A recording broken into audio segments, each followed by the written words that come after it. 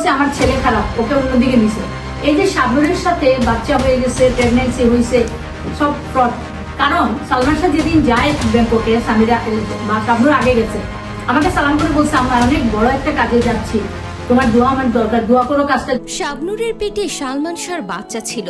এবার সত্যিটা প্রকাশ্যে আনলেন সালমান শাহর মা নীলা চৌধুরী। সালমান শাহর মৃত্যুর 7 দিন আগে সিঙ্গাপুরে গিয়েছিল শাবনুর। সে সময় 5 মাসের অন্তঃসত্ত্বা ছিল শাবনুর। সালমানের সন্তান তার গর্ভে ছিল।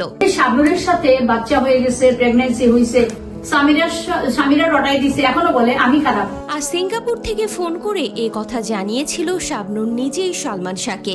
সালমান শাহ জানার পরে গোপনে শাবনুরের সঙ্গে দেখা করতে যায় সিঙ্গাপুরে। আর এই কথাই নাকি জেনে নিয়েছিল সালমান শাহর স্ত্রী সামিরা। যখন গোপনে সিঙ্গাপুর থেকে দেশে ফেরে সালমান শাহ, তার একদিন পরেই সালমান শাহকে হত্যা করা হয়েছে। এবার সবটাই প্রকাশ্যে আনলেন সালমান শাহর মা নীলা চৌধুরী। নীলা চৌধুরী বলেন, শাবনুরের পেটে আমার ছেলে ইমনের সন্তান ছিল।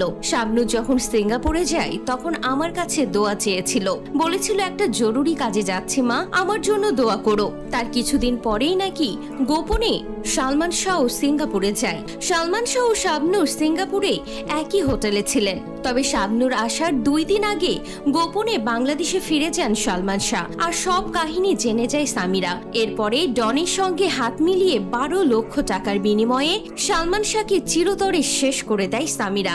সালমান শাহর মায়ের মুখে এই কথা শুনে এখন অনেকে বলছে পরকীয়া প্রেমের জন্যই সালমান শাহর হত্যা হয়েছে। তো ভিউয়ার্স, আপনাদের কি মনে হয়, সত্যি কি শাবনুরের জন্য সালমান শাহকে হত্যা করা হয়েছে?